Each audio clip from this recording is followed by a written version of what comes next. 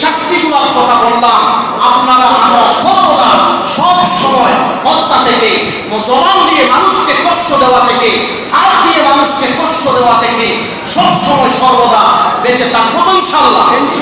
আল্লাহ তাআলা আমাদের সবাইকে তোমার থেকে, তোমার অনিষ্ট থেকে, তোমার ভাই যদি তোমার কাছে নিরাপদ থাকে তাহলেই তুমি মুমিন।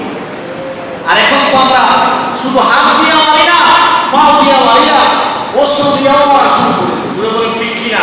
হত্যার মতো জঘন্যতম কাজ আমরা মুসলমান হয়ে, মানুষ হয়ে করতেছি। তুই বলেন ঠিক কিনা? এই হত্যাকে আমরা হত্যা মনে করি না। একটা মানুষের যে কত দাম, সেই মানুষের দাম আর মূল্যটা আমরা দিতে জানি।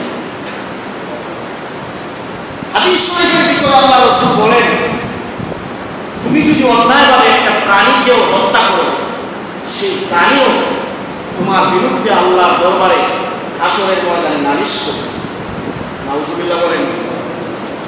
আপনার আমি যদি একটা প্রাণী, চড়ুই পাখিকে অন্যায়ভাবে হত্যা করলাম, যেটা আমাদের কোনো প্রয়োজন না, আল্লাহ রাসূল কি নির্দেশনা দেয়? তোমাদের কোনো প্রয়োজন নাই, এমনিতেই একটা প্রাণীকে অন্যায়ভাবে উড়ান দিয়া, বিভিন্নভাবে ঢিল দিয়া তাকে তুমি অন্যায়ভাবে হত্যা করেছ। হাসরের ময়দানে আল্লাহর দরবারে দাঁড়িয়ে বলবে, হাদিস, হে আল্লাহ, আমাকে সে অন্যায়ভাবে হত্যা করেছে, তার বিচার চাই। সেদিন চড়ুই পাখির মামলায় হয়তো জাহান্নামে নিয়ে যাবে। সেটা বলে ঠিক কিনা? এই তো অন্যায়ভাবে আপনি একটা চড়ুই পাখি, যেটা আপনার জন্য খাওয়া হালাল, কিন্তু আপনি অন্যায় বলে মারছেন, এই জন্যে তার মামলায় আপনাকে আমাকে জাহান্নামে নিয়ে যাবে। আর মানুষ তো আরো অনেক উঠে। আব্দুল্লাহ ইবনে ওমর থেকে হাদিস বর্ণিত।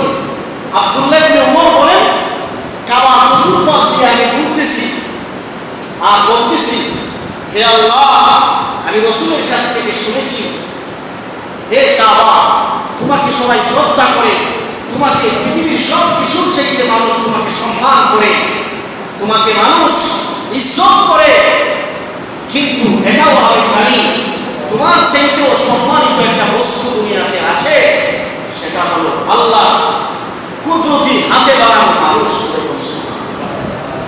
তাহলে কাবা ঘরের চাইতেও সম্মান, কাবা ঘরের চাইতেও মর্যাদা, কাবা ঘরের চাইতেও আল্লাহর কাছে বেশি দামি যে জিনিসটা, সেই জিনিসটার নাম হলো মানুষ। আর সেই মানুষের ভিতরে যদি ঈমান থাকে তাহলে তো আর কথাই নেই, আরো দামি। আর সেই ঈমানদার মানুষগুলোকে অন্যায়ভাবে অবিচার করে হত্যা করা হয়, এটা কখনো হালাল হতে পারে না, এটা হারাম, জঘন্যতম অপরাধ। সেই অপরাধ আল্লাহ কখনো ক্ষমা করবেন না। একটু করে বলবো, আল্লাহ কেমনে ক্ষমা করবেন না সেটা বলবো। তো আব্দুল্লাহ ইবনে ওমর বলেন, রক্ষা কাবা, তুমি এত সম্মানী, সবাই তোমাকে সম্মান করে, সারা পৃথিবী থেকে মানুষ এসে তোমাকে তোয়াফ করে, তোমার কথা মতো তোমার সব কিছু তোমার মেনে নেয়, কিন্তু একজন ইমানদারের মূল্য তোমার চাইতেও আরো বেশি। সুবহানাল্লাহ, তোমার চাইতে। এই জন্য এক হাদিসের মধ্যে এটাও আছে, একটা মানুষ এত মূল্যবান, কাবা ঘর ভেঙে ফেললেও এত গুনাহ হবে না, একটা মানুষকে হত্যা করলে যেন গুনাহ, সেটা হলো অন্যায়। অন্যায়ভাবে কাউকে যদি আপনি হত্যা করেন, কাবা ঘর ভাঙার চাইতে আরো বেশি গুনাহ আপনার আমলনামায় জমা হবে। কারণ কাবা ঘরের চাইতেও একটা ঈমানদার মুসলমানের মূল্য বেশি। অপর হাদিসে আল্লাহ রাসূল বলেন, আব্দুল্লাহ ইবনে ওমর বলেন, সারা দুনিয়ার সমস্ত মাখলুকাত যদি তোমাকে হত্যা করতে আসে, সবাই মিলে একটা নিরপরাধ মাসুম মুসলমানকে হত্যা করে আসে। দুনিয়ার সমস্ত মানুষ একজন নিরপরাধ মাসুম মুসলমানকে যদি হত্যা করতে আসে, কারণ আল্লাহ তাআলার দরবারে একটা মাসুম নিরপরাধ একটা ঈমানদারের মূল্য কত আল্লাহ হাদিসে আল্লাহ রাসূল বলেছেন। আল্লাহ রাসূল বলেন, লা তাকুমুস সাআহ হাত্তা ইয়াকালা ফিল আরদি আল্লাহু